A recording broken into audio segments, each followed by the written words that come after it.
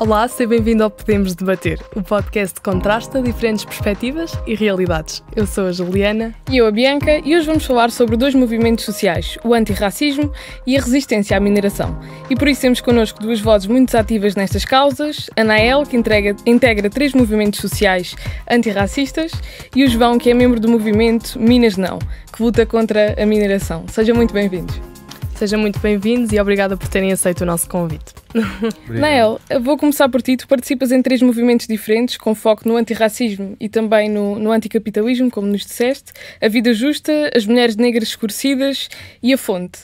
O que é que te fez dar o primeiro passo para integrares estes movimentos? Antes de mais, boa tarde. Obrigada pelo convite.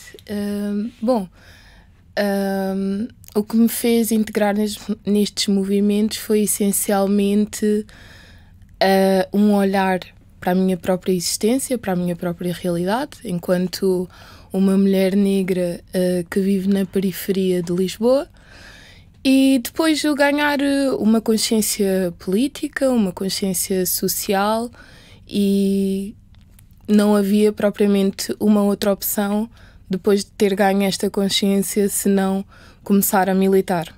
E em que idade é que começaste mais a ser consciente nesse sentido? Bom, eu diria que eu desde a adolescência acho que já tinha assim um certo questionamento acerca do mundo e acerca da sociedade, mas depois, ao ir para a faculdade, eu estudei psicologia e estar em contacto mais com as ciências sociais, ler Karl Marx pela primeira vez. Então foram assim coisas que começaram a despertar mais a minha consciência e também buscar estas questões de um ponto de vista mais identitário também, né? Porque sou uma mulher, sou negra e todas estas questões exigem uma busca para que tu te sintas confortável nesses lugares, mas também para que tu tenhas um lugar na sociedade de forma afirmativa.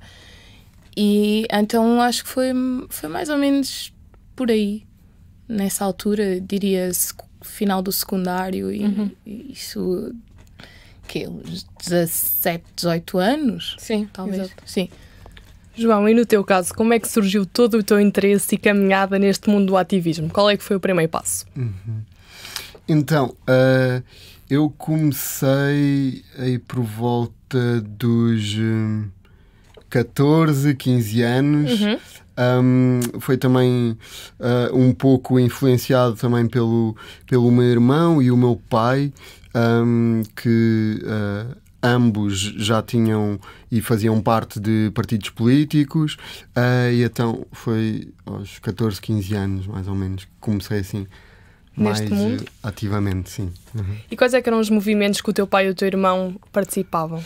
Então, o meu pai e o meu irmão fizeram ambos parte do Bloco de Esquerda, e é isso. O meu pai até, na verdade, fez parte da UDP, que foi um dos partidos que depois fundou o Bloco de Esquerda, e é isso. E depois o meu irmão acabou também por integrar o Bloco de Esquerda, e então foi a partir daí também que surgiu um bocadinho o meu bichinho. E depois também tiveste a uma certa altura um convite de uma amiga tua. Podes-nos falar um pouco? Sim, ou seja, foi... eu já fazia parte da greve climática estudantil, e depois uma amiga minha falou-me de uma manifestação que ia haver em Lisboa, em frente ao CCB, contra o green mining, sendo que nessa altura Portugal estava a presidir ao Conselho da União Europeia, e então é isso. Então estava a haver uma reunião com os vários ministros do ambiente dos vários países da União Europeia, e então o tema era a mineração, e então pessoas da região do Barroso decidiram fazer uma manifestação à porta dessa reunião que estava a acontecer e pronto, eu também me juntei. Portanto, foi este movimento que te levou à causa que tu defendes hoje, à causa anti-mineração, dizendo assim. Sim. Podes-nos contar um pouco como é que foi a transição de um movimento para o outro? Ou seja, dizes da greve climática estudantil para a causa anti-mineração. Sim. Então, ou seja, na verdade é uma causa que está dentro da outra, não é?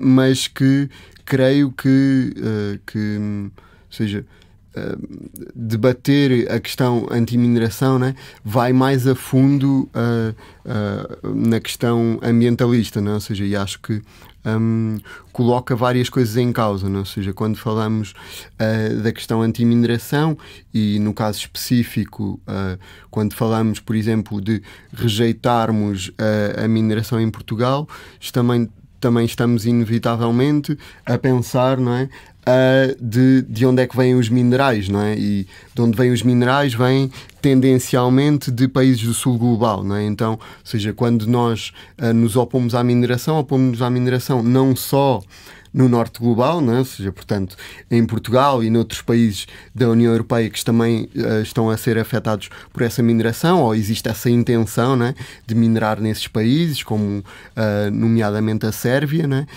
Mas recusamos também a mineração nesses países do sul global, não é? Então, essencialmente, e aí é uma questão muito interessante porque coloca efetivamente em causa, não é? Uma cadeia de valor e a produção e etc, né?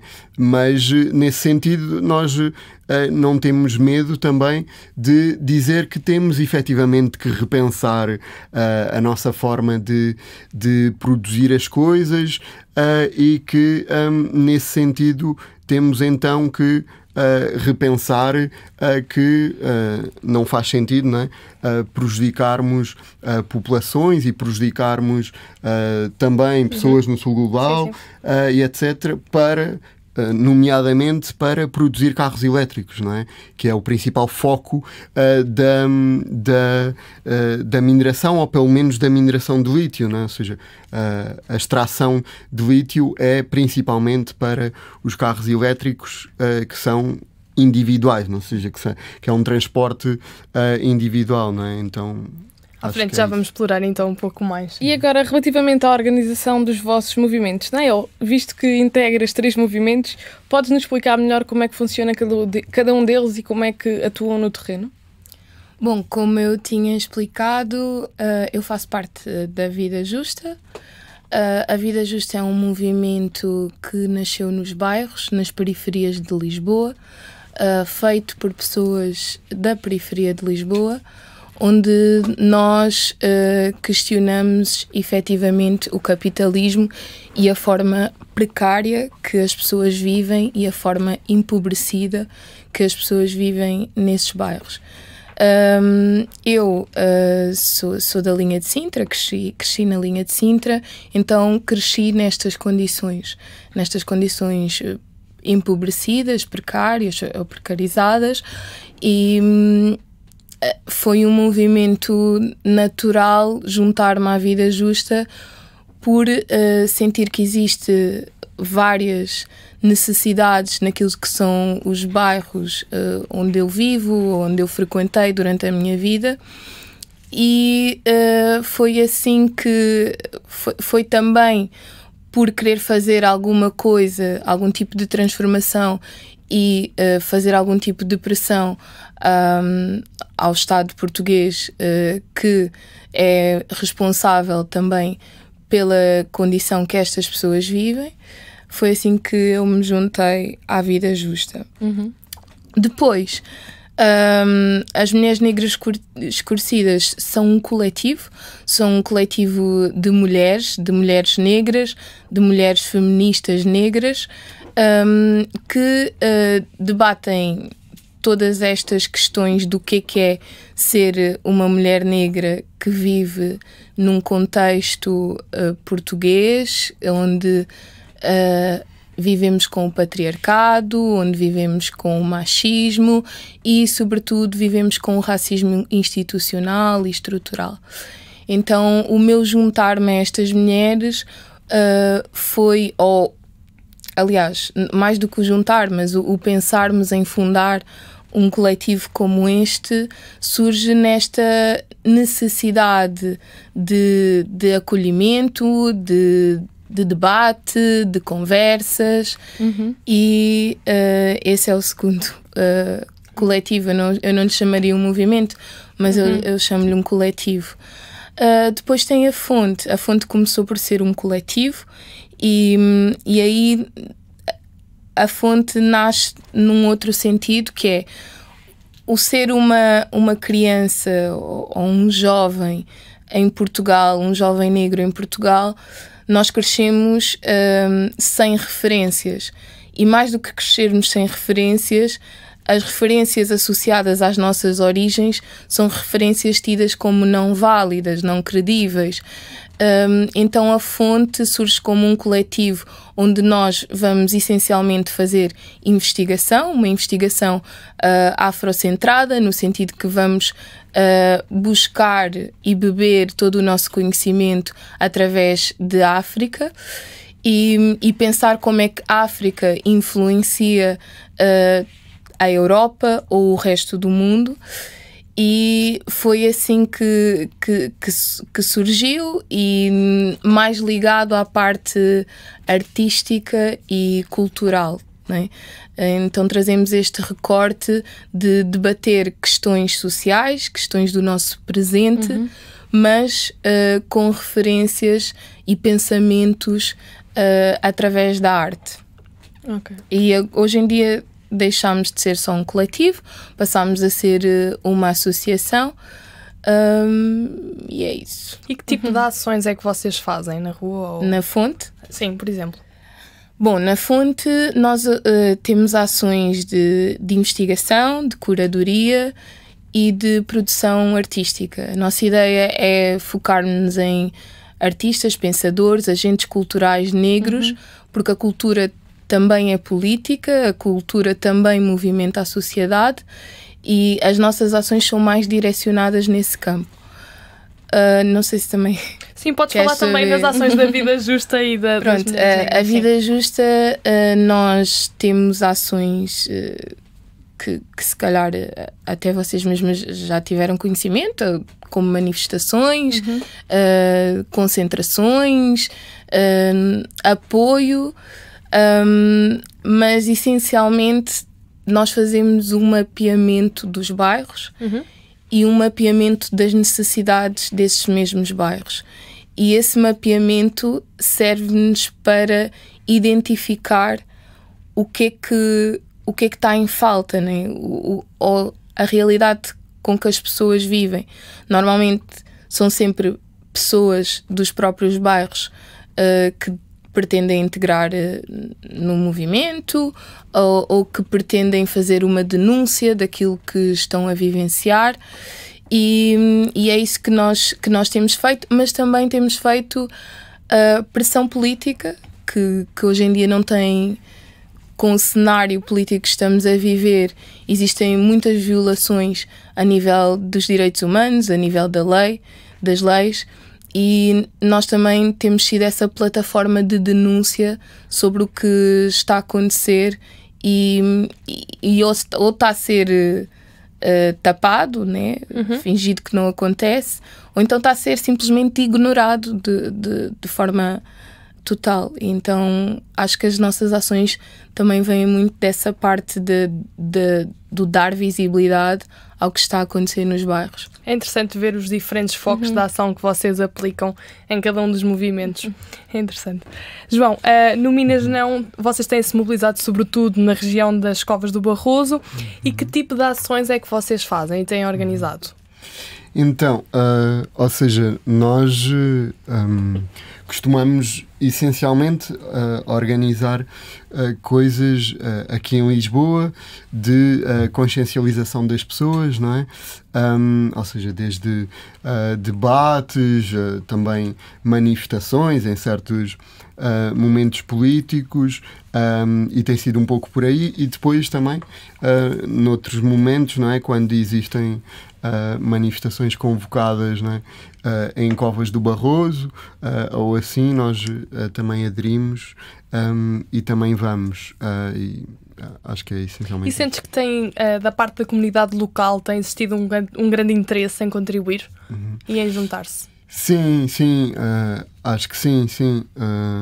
Seja, e até felizmente para além da comunidade local, né, ou seja, também tem havido apoio por parte da Câmara, ou seja, no caso da Câmara de Boticas, e por parte da própria Junta de Freguesia, né? Então isso tem sido bastante importante também no sentido de travar a mineração. Okay. Agora, em relação ao papel essencialmente das instituições, Nael, uma das críticas que fizeste foi o racismo continuar a estar presente nas instituições e nas estruturas portuguesas. O que é que te mais preocupa nesse silêncio por parte das instituições? Bom, eu acho que esse silêncio serve para manter o status quo daquilo que é o cenário português. O racismo serve essencialmente para explorar e oprimir as pessoas negras, as pessoas racializadas, e com um fim claro de manter quem está no poder continuar no poder. Então não é algo que me admire as instituições continuarem em silêncio. Acho que as instituições continuam em silêncio porque lhes é favorável e é favorável a quem gere essas mesmas instituições. Acho que é essencialmente isto. Não sei se eu respondi à tua pergunta. Sim. E o que é que achas que poderia ser feito para combater? Bom, um primeiro passo. Para combater o racismo institucional. Sim. Bom, eu acho que passa essencialmente por haver uma responsabilização histórica daquilo que é o passado colonial de Portugal, que não existe, e não existindo essa responsabilização, nem sequer há um passo para um plano de ações concretas sobre o que é que nós podemos fazer nos dias de hoje, não é? Porque continua-se a ter aquela ideia de que a colonização foi a época dos descobrimentos. Até hoje lembrei-me daquela música Já fui ao Brasil, go... E as pessoas... Isto é tão normalizado socialmente. Até eu canto essa música, né? E depois quando eu penso nesta música, que é uma música popular, de um artista popular, mostra o quanto o pensamento e o racismo está internalizado pelo próprio povo português. E já Fanon dizia que todos os brancos são racistas porque internalizaram o racismo. Vivendo numa sociedade racista, não tem como fugir a isso. Então, o primeiro passo, assumir-se que existe, né? E o passado. E que o nosso passado leva-nos a isso. Depois disso, existe uma série de coisas que têm que ser, de ações que têm que ser feitas, não só a nível de reparações, mas também como a nível das próprias leis. O racismo nem sequer é crime, o racismo é uma contraordenação. E isso é algo que tem sido lançado em debate atualmente, que está a existir uma petição para a criminalização do racismo. No entanto,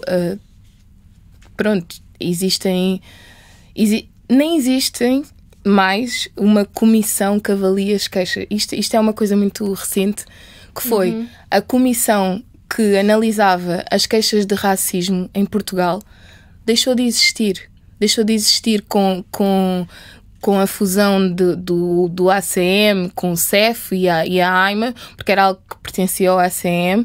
Depois veio uma sequência de novas governações e hoje, em dia, se eu sofrer um ato racista e quiser fazer uma queixa em Portugal, não existe nenhuma instituição onde eu possa fazer queixa. Eu posso ir à polícia, mas já o que sabemos e isto dizem os relatórios internacionais, a própria polícia também exerce esses atos racistas. Então fica complicado, não é? Acho que há muita coisa por fazer e muita coisa ainda mínima, inicial, que são passos que não são dados até agora. João, tal como a Anael, tu também sentes esta falta de escuta, sobretudo pela parte da Agência Portuguesa do Ambiente. Achas que os projetos de mineração têm sido aprovados sem a devida avaliação dos impactos ambientais e também sociais? Sim, acho que sim. Até acho que é muito curioso, até porque a própria Agência Portuguesa do Ambiente contradiz, não é? Ou seja, a Agência Portuguesa do Ambiente tanto rejeita projetos, não é? E rejeitou uma ou duas vezes o projeto específico de Covas do Barroso, como depois, com mínimas alterações, então já existe um parecer favorável condicionado, ou seja, que ainda não é o parecer definitivo, mas que já fica muito perto desse parecer favorável, não é? Então acho que não, acho que as populações não são escutadas e, na verdade, nem é uma questão apenas da questão da mineração, não é? Ou seja, é, na verdade, uma questão muito ampla de a Agência Portuguesa do Ambiente constantemente aprovar projetos sem ouvir as populações locais, não é? E as próprias populações locais levantam-se contra esses projetos e a Agência Portuguesa do Ambiente continua com a sua posição, não é? E algo que é muito claro é quando existem consultas públicas, não é?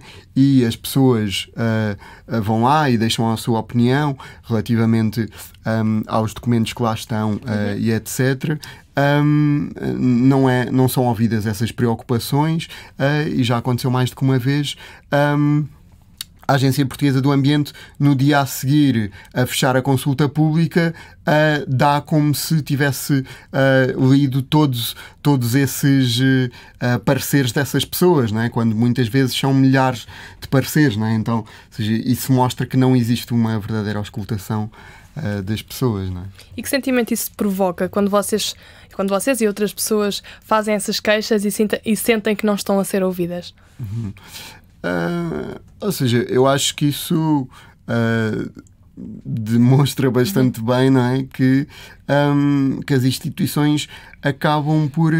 Alguma frustração que vocês têm da vossa parte? Sim, de frustração, e acho que demonstra bastante bem o papel que as instituições têm, não é? Ou seja, como estava a dizer a Anael, não é? Acho que isso demonstra que existe, que as instituições essencialmente, não é?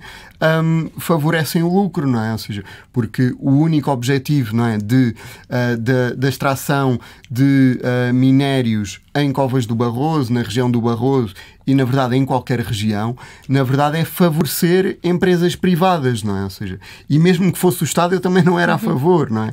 Então, é isso, ou seja, estamos a falar não do favorecimento das populações locais, não é? E não do favorecimento de quem lá vive, mas pelo contrário, da destruição de modos de vida e de terras onde essas pessoas vivem há décadas, não é? Para favorecer uma empresa privada e para favorecer interesses económicos, não é? Nael, com o crescimento da extrema-direita, dizes que o discurso racista está-se a tornar cada vez mais normalizado. De que forma é que a normalização desse discurso está a afetar os movimentos sociais hoje em dia? De que forma está a afetar os movimentos sociais? Sentes que ainda têm a credibilidade que teriam antes, ou o que é que estás a sentir neste momento? Eu sinto que é cada vez mais necessária a nossa ação, né? Um bocadinho, e o que a Juliana estava a perguntar ao João e eu estava a refletir sobre isso. Claro que há um sentimento de muita frustração, mas há um sentimento de que a nossa luta tem que continuar, porque senão não há outra forma de nós vermos uma mudança acontecer, e as nossas vozes têm que continuar presentes dentro do contexto social, senão morremos.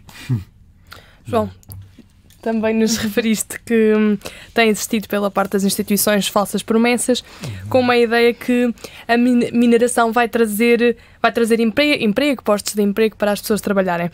Como é que vocês têm conseguido combater estas narrativas e quais são, na realidade, os riscos que esta ação pode ter para a população local?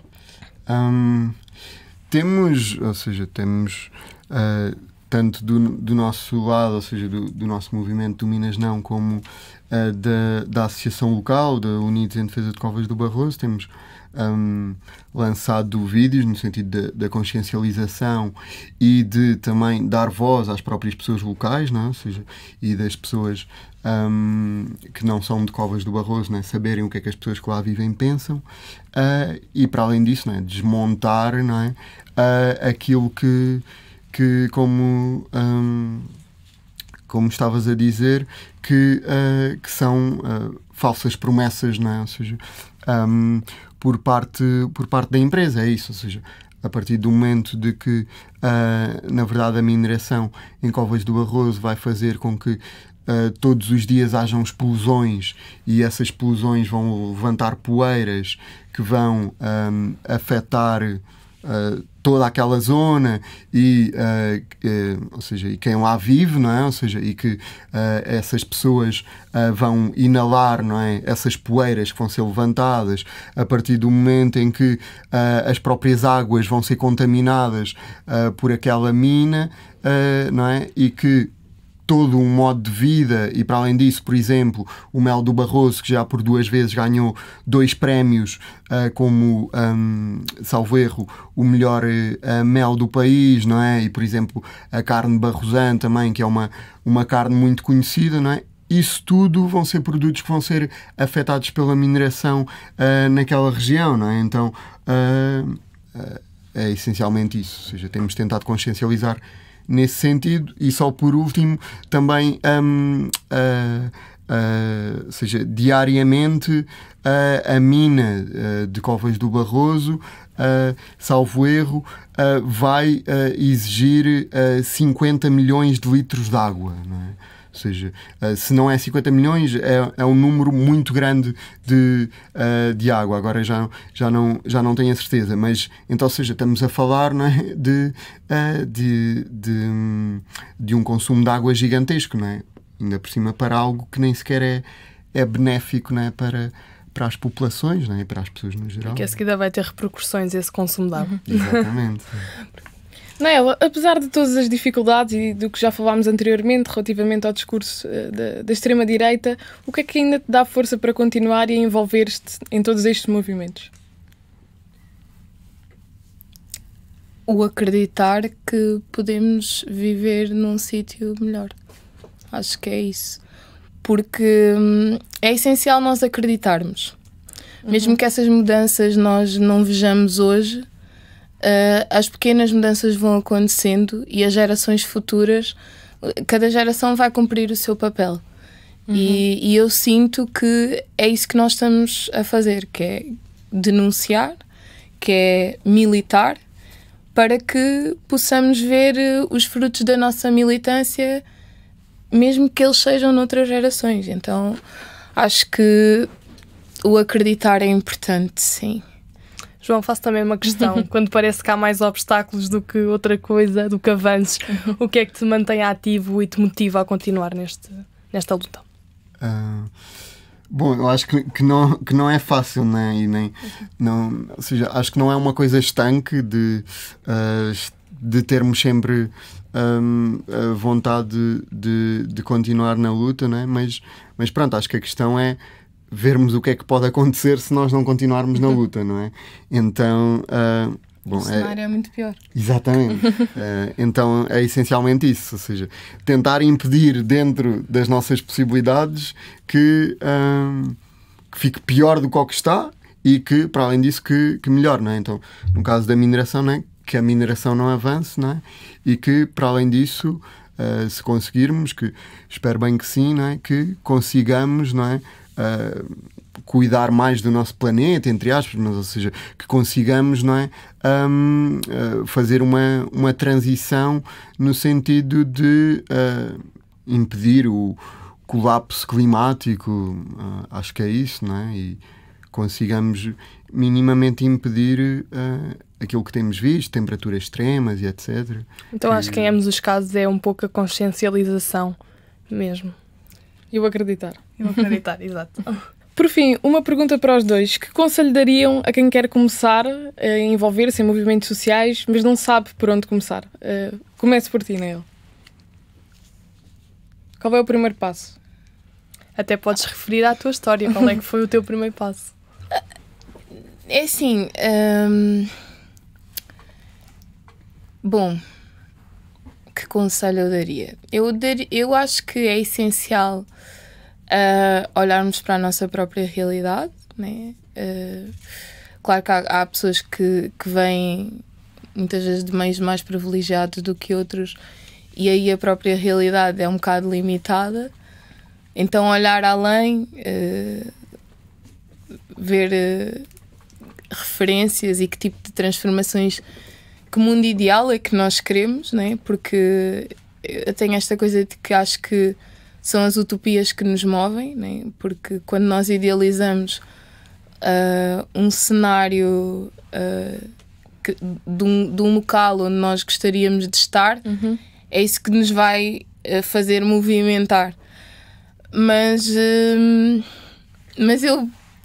eu perguntaria qual é a pessoa que realmente quer militar ou o que é que essa pessoa quer fazer, porque somos pessoas de backgrounds tão diferentes e se calhar para algumas pessoas é boa a realidade onde vivem, para outras não. Então, se essa pessoa está insatisfeita com a realidade onde está, que coisas concretas é que ela quer mudar ou que acha que quer mudar, não é? Acho que é um bocado por aí. Mas, por exemplo, para integrar um movimento, basta, por exemplo, ir a uma manifestação e começar por aí? Ou que conselho é que darias para alguém começar a envolver-se?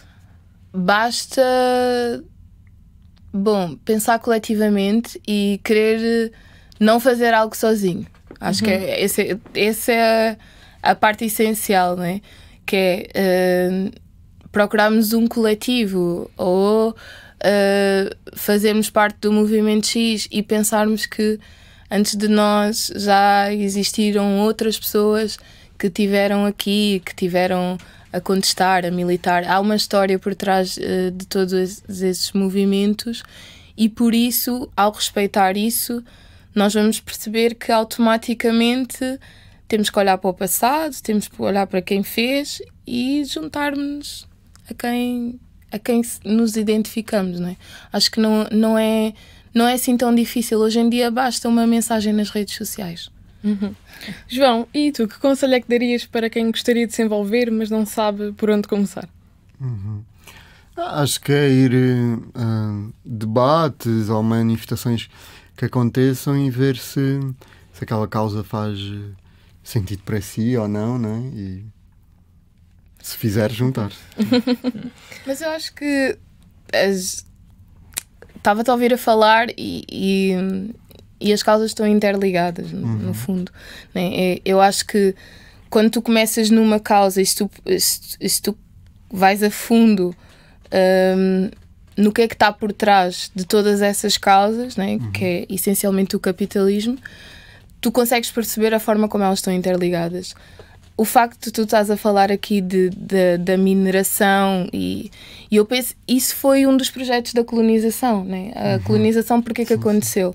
Aconteceu porque os europeus quiseram ir explorar a África e continuam lá a fazer exatamente as mesmas coisas. Que tu estavas a falar sobre as explosões e o facto de como é que isso contamina as populações, né? Se nós... O Congo, todos esses cenários continuam a estar presentes, né? Só que existiu a questão do racismo, né? Que é este povo é inferior para nós podermos explorar os minérios. E pronto, acho que isto para dizer que acho que todas as causas acabam por estar muito interligadas e quando tu te juntas a uma, tu também consegues entender o que está por trás das outras causas, não é? Muito obrigada, Anael. Muito obrigada, João. Foi um gosto ter-vos aqui a falarem um pouco acerca das vossas causas e, apesar de combaterem frentes diferentes, podemos dizer assim, ambos partilham o mesmo compromisso com um futuro mais justo e também sustentável. Muito obrigada aos dois, foi muito bom ter-vos aqui. E tu, se fazes parte do movimento ou gostavas de te envolver, partilha connosco a tua experiência nos comentários. Eu sou a Juliana. E eu a Bianca, e este foi o Podemos Debater. Até à próxima.